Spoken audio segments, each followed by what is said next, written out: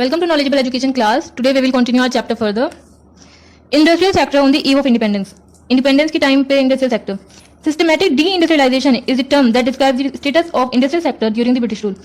मतलब जो systematic deindustrialization ये term है जो इंडस्ट्रियल सेक्टर को डिस्क्राइब करता है ब्रिटिश रूल के अंदर में.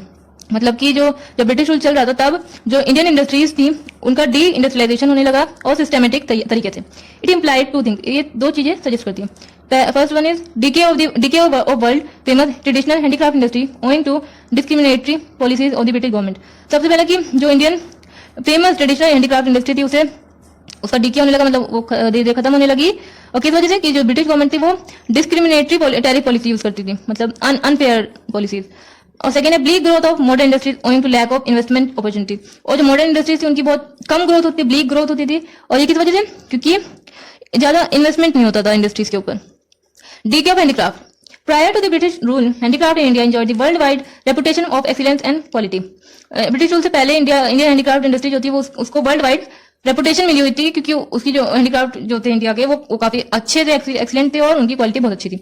But the British Raj contributed to their decay. लेकिन जो ब्रिटिश राज था उसने उनकी डीके में, मतलब उनके खत्म होने में कंट्रीब्यूट किया. It was owing to discriminatory economic and political policies pursued by the British government.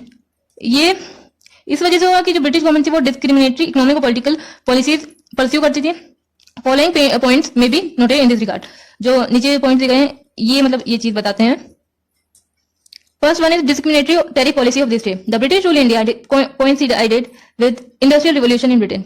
जो ब्रिटिश रूल था इंडिया में वो कोइंसिडाइड हुआ इंडस्ट्रियल रेवोल्यूशन इन ब्रिटेन. मतलब जब ब्रिटिश रूल इंडिया में चला था तब ब्रिटेन में इंडस्ट्रियल रेवोल्यूशन चला था. The British found India as the best source of raw material as well as the best market for their industrial product. British ने ये फाइंड किया कि इंडिया जो है सबसे बेस्ट सोर्स रहेगी रॉ मटेरियल्स के लिए और सबसे बेस्ट मार्केट रहेगा उनके इंडस्ट्रियल प्रोडक्ट्स के लिए.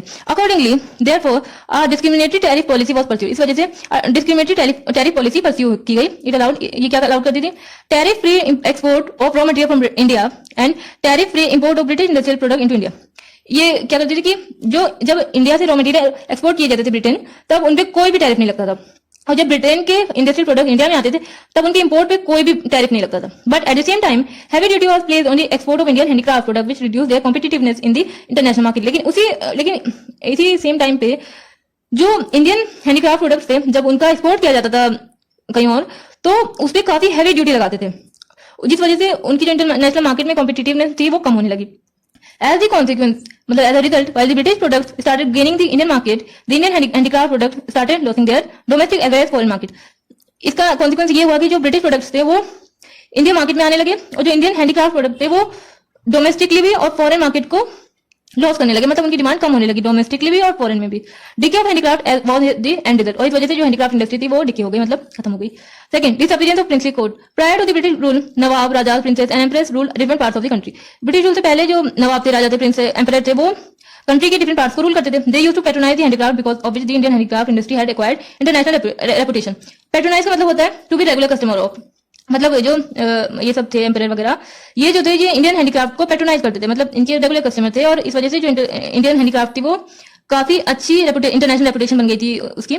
The beginning of British rule implied the end of princely code. लेकिन जब ब्रिटिश रूल आया इंडिया में तो इसका रिजल्ट हुआ कि जो ये प्रिंसली कोड्स थे, ये सब जो राजा वगैरह थे, ये इनका रूल खत्म होने लगा. Consequently the handicraft started decaying. इस वजह से हैंडीक्राफ्ट डिके होने लगी.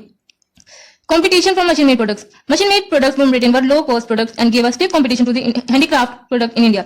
जो ब्रिटेन के machine-made products थे उनकी जो कॉस्ट थी वो बहुत कम थी और इस वजह से जो हैंडीक्राफ्ट प्रोडक्ट थे इंडिया के उसे काफी टफ कंपटीशन देने लगे. Also machine made product out excel Indian handicraft product in precision and quality. और जो मशीन-मेड प्रोडक्ट थे वो हैंडीक्राफ्ट इंडस्ट्री जो थी इंडिया की उससे ज्यादा अच्छे थे, मतलब क्वालिटी में भी और डिटेल थे, बहुत मतलब अच्छे प्रोडक्ट थे क्योंकि वो मशीन से बने हुए थे. Competition force the Indian craftsman to shut down their enterprises. और इस कंपटीशन की वजह से जो इंडियन क्राफ्टमैन थे वो उन्होंने अपनी जो एंटरप्राइज थी वो शट डाउन, मतलब बंद करने लगे वो धीरे धीरे. New pattern of demand. Owing to the impact of British culture a new class emerge in India. मतलब जो ब्रिटिश कल्चर था उसका इंपैक्ट की वजह से जो इंडिया में नई क्लास इमर्ज करने लगी which was keen to adopt the western lifestyle. जो ये चाहती थी कि वो वेस्टर्न लाइफस्टाइल को अडॉप्ट कर ले, मतलब अपना ले. This change the pattern of demand against the Indian product. और इसने जो डिमांड थी, डिमांड का जो पैटर्न था वो चेंज कर दिया और वो जो डिमांड थी वो इंडियन प्रोडक्ट के खिलाफ हो गई और and in the favour of British, और ब्रिटिश प्रोडक्ट जो थे उनके फेवर में हो गई। In the process the Indian industry started losing domestic market and ultimately perished. और इस वजह इस प्रोसेस में जो इंडियन इंडस्ट्री थी वो उसकी जो डिमांड थी वो डोमेस्टिक मार्केट में कम होने लगी और अल्टीमेटली वो पेरिश हो गई, मतलब डिस्ट्रॉय हो गई। Introduction of railways India. With the introduction of railways size of the market for the low cost British product tended to expand. जब रेलवे आ गया इंडिया में तो जो लो कॉस्ट ब्रिटिश प्रोडक्ट थे उनकी जो डिमांड थी मार्केट में, इंडियन मार्केट में, वो एक्सपेंड होने लगी और उनके लिए मार्केट का साइज और बढ़ने लगा। While it started shrinking for the high cost Indian product. और लेकिन जो मार्केट था इंडियन, वो हाई इंडियन प्रोडक्ट्स के लिए कम होने लगा, मतलब उनकी डिमांड कम होने लगी क्योंकि वो एक तो हाई कॉस्ट भी थे।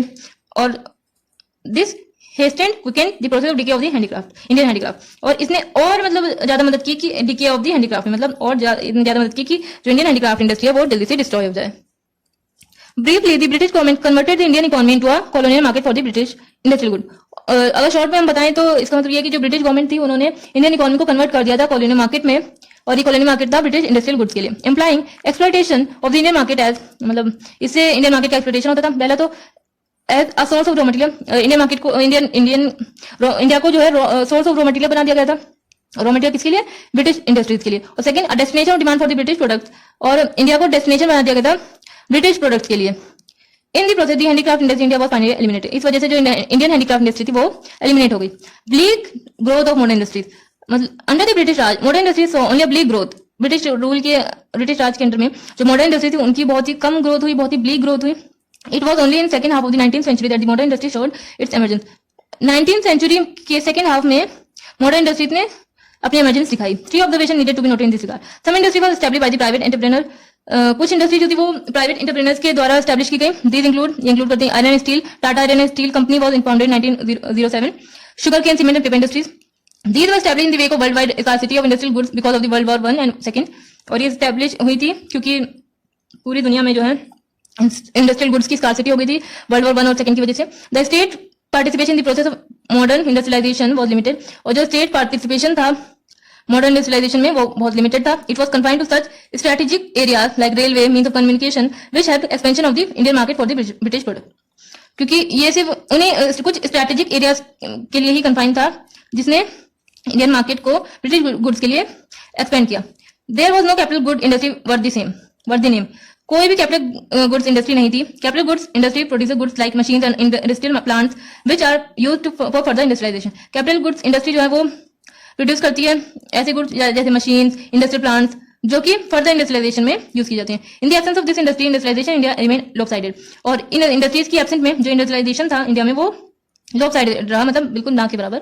Briefly, industrial sector on the eve of independence reveals four characteristics. Independence time पे 4 कैरेक्टरिस्टिक्स थे इंडिया इंडस्ट्रियल सेक्टर के, अगर हम शॉर्ट में देखें। Point two it's backwardness and limited growth, और इस वजह से बैकवर्डनेस आ गई और लिमिटेड ग्रोथ हुई। पहला क्या था? Handicraft industry was systematically destroyed by the British government. जो हैंडीक्राफ्ट इंडस्ट्री थी वो सिस्टमैटिकली डिस्ट्रॉय की गई ब्रिटिश गवर्नमेंट के थ्रू। It was largely going to the discriminatory tariff policy of the British government. और ये किस वजह से डिस्ट्रॉय हुई थी? डिस्क्रिमिनेटरी टैरिफ पॉलिसी जो ब्रिटिश परस्यू करते थे। Modern industry showed a bleak expansion. Modern जो इंडस्ट्री थी उनका बहुत ब्लीक एक्सपेंशन हो रहा था। It was by and large restricted to the expansion of the railway. और मेनली जो इंडस्ट्री थी वो रेलवेज तक ही सीमित थी। It had expansion of the Indian market for the British good. और रेलवे ने क्या किया कि जो इंडियन मार्केट है वो ब्रिटिश गुड्स के लिए एक्सपेंड किया जाए। Third one is capital goods industries which is the core element of industrial growth was almost non existent. जो कैपिटल गुड इंडस्ट्री थी जो कि इंडस्ट्रियलाइजेशन में बहुत कोर एलिमेंट मानी जाती है वो बिल्कुल नॉन एग्जिस्टेंट थी। The fourth one is while the traditional Indian industry handicraft was decaying, modern industry remain in an imperative. जहां एक तरफ इंडियन इंडस्ट्री हैंडीक्राफ्ट इंडस्ट्री जो थी वो डिके हो रही थी, मॉडर्न इंडस्ट्री जो थी वो अपनी इन्फेंट स्टेज पे थी, मतलब बिल्कुल अपनी नीचे की स्टेज पे थी। This again pointed to the backwardness of the Indian economy with little or no evidence of dynamic change. और ये अगेन मतलब पॉइंट आउट करता है कि इंडियन इकोनॉमी की बैकवर्डनेस, और जो ये मतलब सजेस्ट करता है कि कोई भी डायनामिक चेंज नहीं हो रहा था, बहुत ही कम, और नो एविडेंस ऑफ मतलब कोई भी डायनामिक चेंज नहीं हो रहा था। That is enough for this video. We will study the further chapter in my next video. Till then, keep studying. Goodbye and thank you. And if you have any query related to this chapter or any suggestion for me, then please write it in the comment section.